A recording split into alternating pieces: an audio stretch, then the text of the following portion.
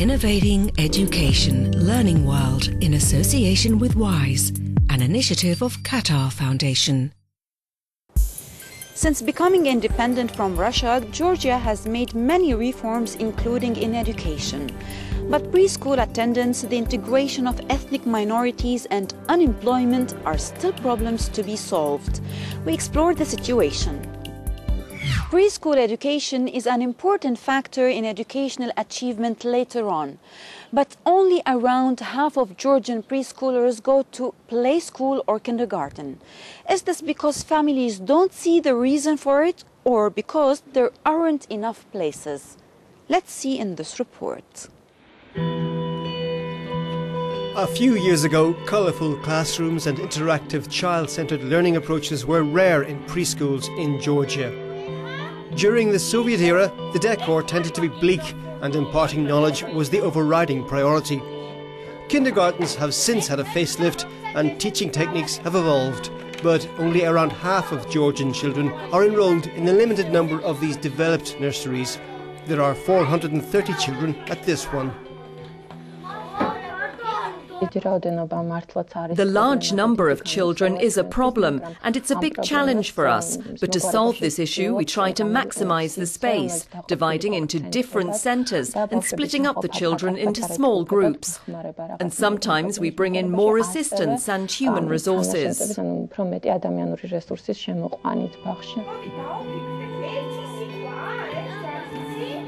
But the lack of kindergartens is not the only problem in early education in Georgia. Authorities say some parents consider preschools as a child-minding service rather than a place to learn. To reverse this trend, the government, with the help of UNICEF, has introduced reforms and a law to better regulate the system. More children are getting involved in preschool, but it's not enough. We have to ensure universal preschool education for all children in Georgia. The government should improve the accessibility, to improve the quality of preschool education, to develop the standards that is necessary for every preschool facility and institution, and to improve the qualification of preschool teachers. In many poor rural villages, the situation is even more challenging. Because of the lack of kindergartens, around 70% of children don't have access to preschool.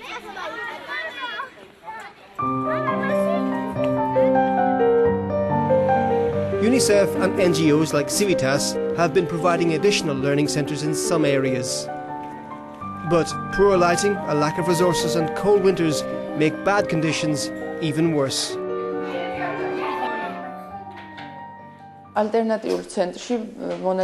We parents participate in the alternative centre to help the teachers. We play the nanny's role. Conditions in the room aren't good, but it's the only space we have in this building. We take children out to wash their hands, for example. We give them help because we want the kindergarten to keep going on. We do it for the sake of our children. UNICEF says Georgia's preschool problem is the main cause of it having the lowest literacy and numeracy standards among 15-year-olds in Europe. The official language here is Georgian, and for many years Russian has been the first foreign language taught in schools. But recently there have been moves to shift the emphasis to teaching English. But what might that mean for the Georgians who don't speak any of these languages at home? Here in public school number 116, an American teacher is working with Georgian staff to teach pupils English as their first foreign language. It's part of a government project that brings native English speakers to Georgia to help students master the language. But traditionally, Russian was the second language taught after Georgian. Because it's good for future, if you want to have a good paid job, you must learn English as well. And English is an international language, and if you want to communicate someone on Skype, Facebook. The government says it's made learning English obligatory to help Georgian students better integrate in the world community. But Georgia has a range of ethnic groups. How can they be better integrated into Georgian society? Here in the town of Kvemo Bolnisi, the majority are Azeris. 87-year-old Astan Isayev is a World War II veteran. In Soviet times, he had to feed a family of 8 and couldn't complete his education or even learn Georgian. He only speaks Azeri. His grandson, who spoke to us in limited Russian, acted as his interpreter.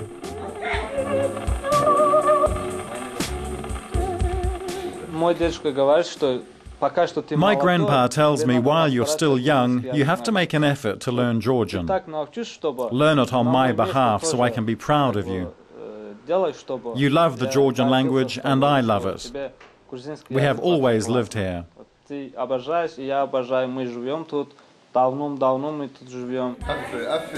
Shakar now takes Georgian lessons at a club in a local school. In 2009, the government began developing the Georgian language programs, including teacher training. While most schools in ethnic communities now teach both the local language and Georgian as a second language, clubs like this one offer extra lessons to those who didn't get the chance to learn Georgian at a younger age. Knowledge of Georgian is an absolute necessity for every Georgian citizen. As we have other nationalities living here, Russians, Azerbaijanis, Armenians and Greeks, we don't speak each other's languages. So we need to know one common language, the state language, Georgian. Whether Georgians are learning English or ethnic groups are learning Georgian, people here are crossing bridges to common ground while preserving their local identities.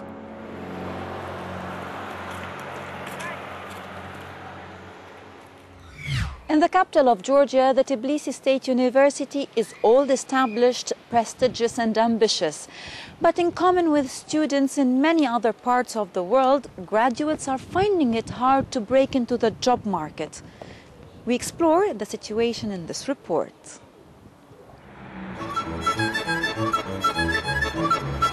Pata has a PhD in electrochemical engineering. A highly regarded researcher, he's developed a new type of fuel cell system and has received a government grant for his work. He's now a researcher at this institute of the Tbilisi State University. He supplements his meagre €65 a month with a part-time job. I think every country needs fewer scientists or people with higher education degrees and more craftsmen, more, let's say, people with mid-level professional education, because they're the ones who help build the GDP. While low wages are a problem for Georgian students, unemployment is the main concern for young people here. It's estimated that 81% of unemployed Georgians have completed secondary or higher education. I'm not satisfied with the system, but the lecturers are good, and I can say for sure that no other university in Georgia has such lecturers. Indeed, Salome's university is a prestigious one. Built in 1918, it's the oldest in the Caucasus and is considered one of the best in the region. We need to have more modern teaching methodology. For this reason, the university and almost every faculty has special trainings together with its foreign partners.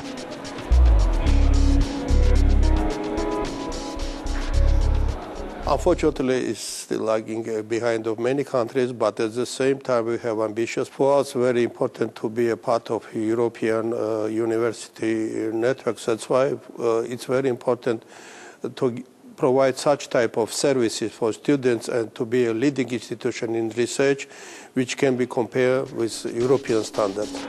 A lack of funding and staff are holding back the university's progress. Government reforms have so far failed to align third-level education with the needs of the jobs market.